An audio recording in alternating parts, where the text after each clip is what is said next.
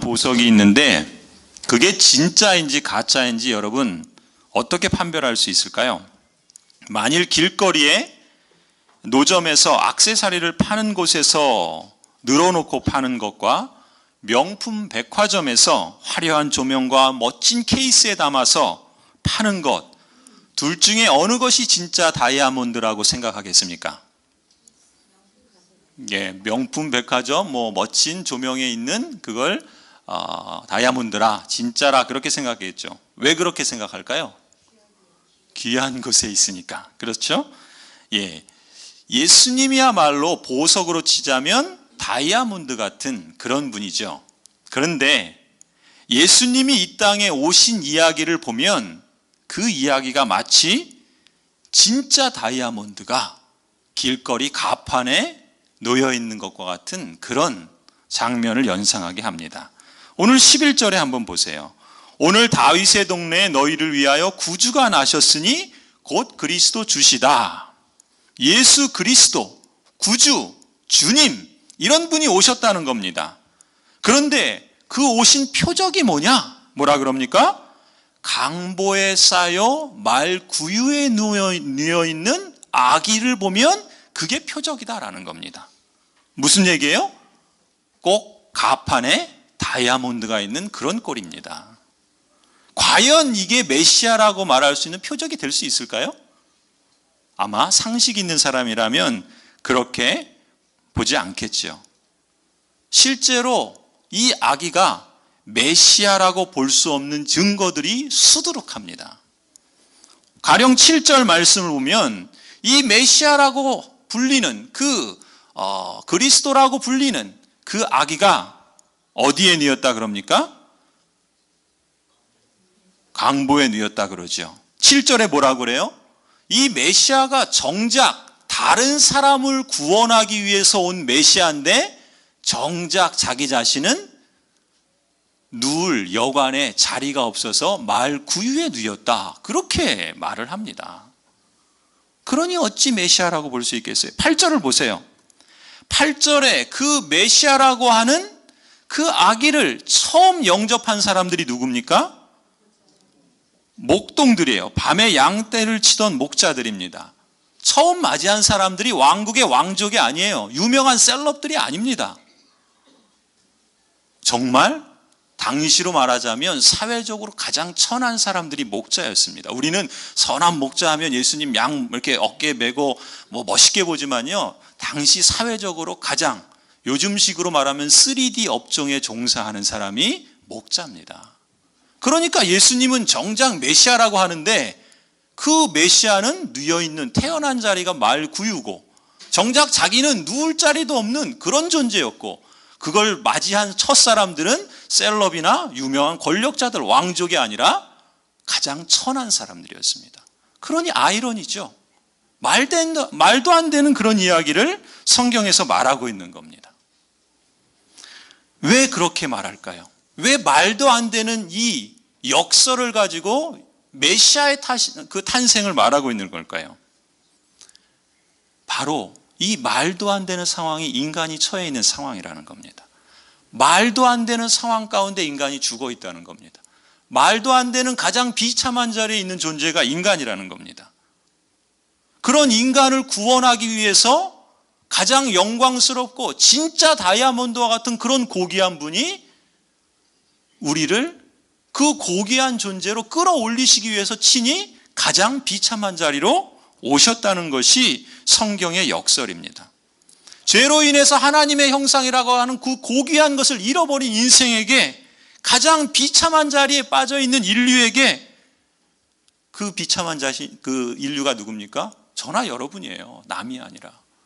그런 비참한 우리들에게 그런 자리에서부터 끌어올리셔서 예수 그리스도 왕이신 진짜 다이아몬드와 같은 그 고귀한 존재로 우리를 이렇게 올리시고 우리를 그렇게 변화시키기 위해서 그 높으신 곳에서 예수님은 정작 우리와 같은 그 비참함에 처해 있는 가장 낮은 자리로 오셨다라는 것이 성경의 이야기입니다.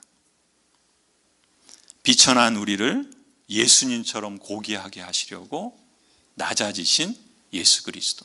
이것이 바로 우리가 예수 그리스도를 축하하고 감사하는 이유입니다.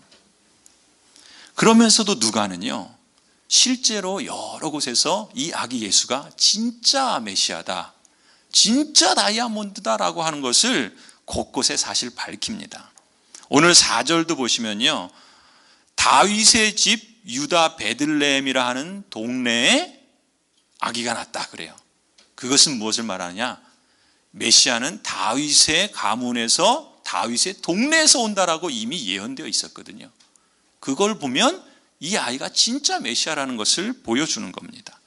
그리고 앞에 1장 32절을 보면요, 사실 먼저 하나님께서 천사를 보내셔서 이 아이를 낳을 그 엄마 마리아에게 뭐라고 말했냐면 32절에 보면 이렇게 말합니다. 큰 자가, 그가 누구냐면 이 마리아가 이제 출산하게 될 이 아기를 말합니다. 그가 큰 자가 되고 지극히 높으신 이의 아들이라 일컬어질 것이요, 주 하나님께서 그 조상 다윗의 왕위를 그에게 주시리니 영원히 야곱의 집을 왕으로 다스리실 것이요, 그 나라가 무궁하리라. 사실 하나님은 이 아기가 진짜 메시아다라는 것을 마리아에게 알려주셨던 겁니다.